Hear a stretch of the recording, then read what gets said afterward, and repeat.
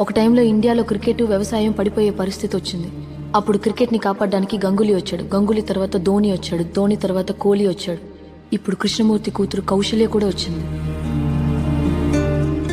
కానీ వ్యవసాయం పడిపోయినప్పుడు కాపాడడానికి వెళ్ళిన కృష్ణమూర్తిని కాపాడడానికి ఇంకో కృష్ణమూర్తి రాలేదు. పడిపోతున్న కృష్ణమూర్తిని ఆ వ్యవసాయం కూడా కాపాడలేదు. వ్యవసాయంలో రైతు ఓటమి అతను ఒక్కడికే అవమానం కాదు, మొత్తం దేశానికే అవమానం. ప్లేయర్ ఆఫ్ ది మ్యాచ్ అని 5 లక్షలు ఇచ్చిన ఇదే బ్యాంకు మా నాన్న అప్పు తీర్చలేదని మా ఇల్లు లాక్కుంది. తన కూతురాడే మ్యాచ్ని ఇవాళ మా నాన్న వీధిలో కూర్చొని చూస్తున్నాడు. సార్, మా నాన్న మీకు ఎంత అప్పున్నాడు నాకు తెలియదు. ఈ డబ్బు తీసుకుని మా నాన్నకి ఇల్లు ఇచ్చేయండి సార్.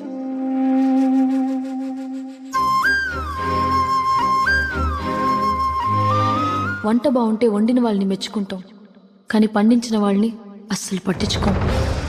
ఉస్మే క్యా బోలా? ఒక ఆటని సీరియస్గా చూడడం తెలిసిన మనకి వ్యవసాయాన్ని ఆటగా చూడడం కూడా తెలియట్లేదని చెప్తోంది. క్రికెట్లో ఇండియాని గెలిపించడానికి మేము 11 మంది ఉన్నాం. వ్యవసాయంలో ఇండియాని గెలిపించడానికి మనలో ఎంతమంది ఉన్నారు?